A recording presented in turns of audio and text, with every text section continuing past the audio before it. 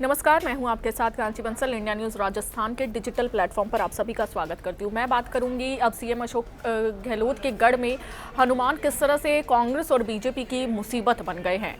तो आपको बता दूं, पूरी जानकारी आपको दे देती हूं कि राजस्थान में इस बार भी अब विधानसभा चुनाव कांटेदार होने वाला है और उसके कांटेदार होने के आसार देखे जा रहे हैं। हालांकि यहाँ पर हर 5 साल में सत्ता बदलने का रिवाज चलता आ रहा है, लेकिन अशोक गहलोत की अगुवाई में कांग्रेस इस परंपरा को तोड़ने की कोशिश में लगातार जुटी हुई है।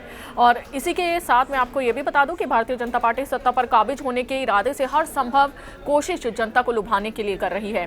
तो मुख्यमंत्री अशोक गहलोत का चुनावी क्षेत्र मारवाड़ क्षेत्र में पड़ता है और बीजेपी यहां पर बड़ी जीत दर्ज कराने की कोशिश में है। पिछले महीने प्रधानमंत्री नरेंद्र मोदी ने जोधपुर में 5,000 करोड़ की परियोजनाओं का शिलान्यास और लोकार्पण कर बीजेपी के पक्ष में माहौल बनाने की कोशिश की थी। तो वहीं मारवाड़ क्षेत्र को मुख्यमंत्री अशोक गहलोत का गढ़ कहा जाता है और इस क्षेत्र में जोधपुर के अलावा जैसलमेर, बाड़मेर, जालौर, पाली और नागौर जिले आते हैं।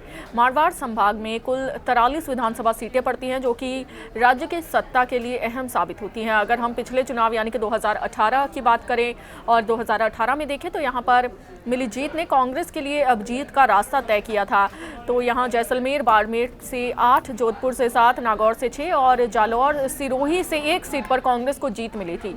और इस तरह से 22 सीटें हासिल कर कांग्रेस बहुमत के करीब पहुंच गई थी। तो जोधपुर जिले की 10 सीटों में से 7 सीटों पर कांग्रेस को जीत मिली थी, जबकि बीजेपी के खाते में महज 2 सीटें आई थी।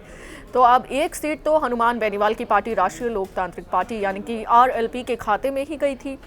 तो बाड़मेर और जैसलमेर की 9 सीटों में से 8 सीटों पर कांग्रेस को जीत मिली थी, जबकि बीजेपी के खाते में 1 ही सीट आई थी। हालांकि पाली और सिरोही जिले में कांग्रेस का खाता तक नहीं खुल पाया था। तो अब अशोक गहलोत के गढ़ में हनुमान बेनीवाल जो है वो बड़ी मुसीबत कांग्रेस और बीजेपी के लिए बनते नजर आ रहे हैं।